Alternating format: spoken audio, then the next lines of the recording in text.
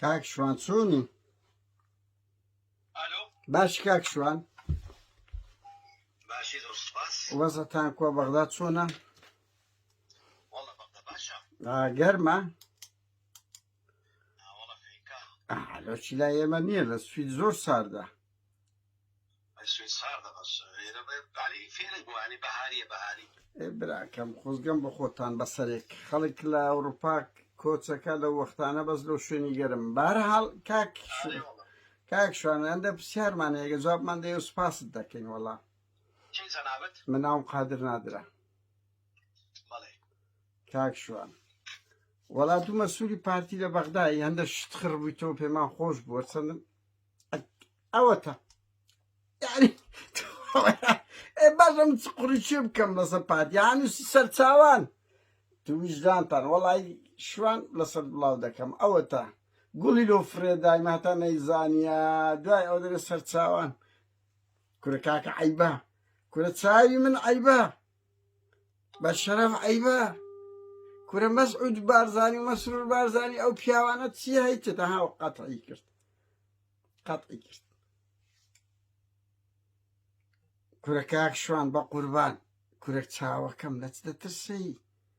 ئەتو لەنا ئەو هەموودا شەی بەغدای دەسوڕێەوە نەترسی، لە تەلەفۆنێک دەترسی؟ بە قوربان عەیب بکە، بە جددیمە، ینی شۆک دایگرتم.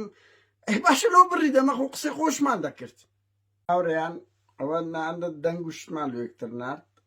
جێلک شوان، کاک شوان باوە بڵێن نەچەندە لە ئەدەبی ڕۆژنامەگەری ئەو کاک و ماپەکانە نییە، سەرۆک وەزیرانە لە قەبی سیاسی خۆ. بەرپرسی پارتی لە بەغدا شوان تەها محەممەدە تەلەفۆنمان کرد، ئەڵێ قەتع بووە، بەس بخۆتان دیتتان قەتع بوو یان قەتعی کرد.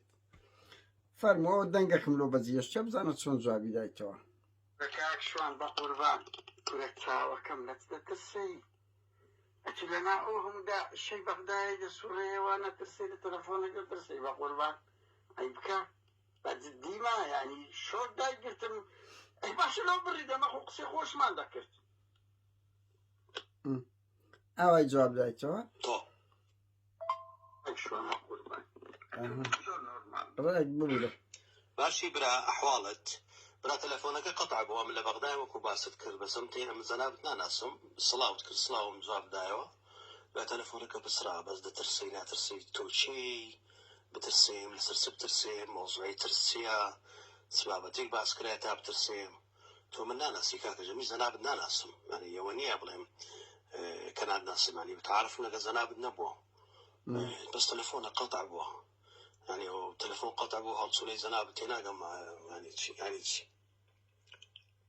تۆ ئەوەم جواب دایتەوە برادەر. دەنگەکە هەموو تەزیبە، دیارەکە قەتع دەکەی، قەتع دەکەی، نەکبسرە وە زۆر ئاسایە. برا ئەو شتانە ڕوودەدا، تەلەفۆنم بۆ کردیەوە قەتعت کردەوە، ئێستا تەلەفۆن لۆ دەکەم، باشە؟ یان کەی وەختت دەوێت ئەو ڕۆسبێ ئەم تەلەفۆن لۆ دەکەم.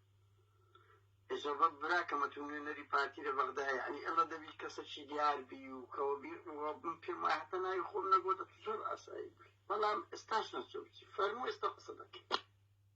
هاوڕێیان 3000 تەلەفۆنم بۆ کردەوە، بڕوان پێ بکە ئەو ژێریە هەڵ ناگری، تەنیا کەکە ناوەکەی منی زانێەوە یەک دووش کاکەی سوان پرسی، یعنی بەڕاستی پارتی لە بەغدایە بەس خەریکی پۆستە، قسە بریقەداران چێک ئەری چێ ڕۆژێک لە ڕۆژان جێگێ بوو لەسەر مەشروعەکی نیشتیمانی و ئەوانە بتەکەنە شەڕ وەراهۆیە، هیچ نییە ئەوە، هیچ بابا ئەوەش هیچ. بەڵام 2000 بارەگای لقی پێنجی پارتی سوستا چیان کرد؟ ئەسڵەن چوون لەگە سەدر و لەگە مالیکی و لەگەر هەموو شێعەکان باوەشیان بەیە کرد، تەحالوفی تەلاتیان سیانیان کرد و لەگە مالیکی پێکەوە سەر و کۆماریان هەربژاد. ئەو مالیکی مەسعود بارزانی هەڕەشەی دەکرد، وتی لەو پۆست وەربگری ئەلانی دەوڵەت دەکەم، کەچی تەنسیقیان وێستۆ سۆتانەکەن. بەڵام کوڕە هەژارێک دە گەنجی تووڕەی سلێمانی چوونە سەر بارەگای لقی چاک بە گولە بارانیان کرد، دەیان کەسیان بریندار کرد و شەید ڕێژوانیشان شەهید کرد. ئەو گەنجەشکەش داوای لێبوردن دەکەم زمناکۆ داکەزم وەڵی پار بوو ئەو ساڵ تەلەفۆنی بۆ کردم زۆر تەئەسف دەخۆم نیوە مردیان کردیانە مرۆڤەشکە بەڵام ڕسمی وێنەی مەسعود و مەسرور بارزان لە بن پێیەکانیان بوو خاڵش کەس دەمی قسە بکەم لەبەرەوەی جواب نادەنەوە ئەی کاکە شاخەوان کوڕە ڕئیس جاشە هەموو تا کەرکووک دەزانێ بەنگین کرد ئەو ڕۆکتان دوێنەیە کردانەوە زیر کوڕ بابی سێ فەوجی هەبوو بەخۆی ڕەفیق حزبی و لە جامعەی مووسڵ هەموو دەمان ناسی ئەمە نزیکی وانە بەس مەشهوور بوونەوە باسیەکانیە لەبەرەوەی لە ناو کورد لەو 1970 و 1970 بڕۆ بپرسن 1970 و ئەوان ئەم 1976 لێوە بووم باسیەکان هەموو پەنجەی دەست بووم بۆ زانیاریت بەدەگمەن بەسی و ڕەفیق حزبیمان هەبوو ئەو کاب وەزیرەی متەرجمەکە متەرجمە فەلاح مستەفا بوو ئەو باسێکی تۆخ نەبوو بەڵام ئینسانێکی ئینتیهازی بوو هەر لە تووشنان بوو ئەوەی وەک بانگینیان کردە وەزیر بە نمونە سێ جارە مەسعود بارزان مەسعود پیاوەکی زەریفیت کە تا تێدانە بەس منداڵە جاشی ڕەوانی بەغدایە دەکەن یعنی ئینسان کوتاسف لەوە ناخۆ هەمووانێ زانکۆی مووسڵ بووین دەزانین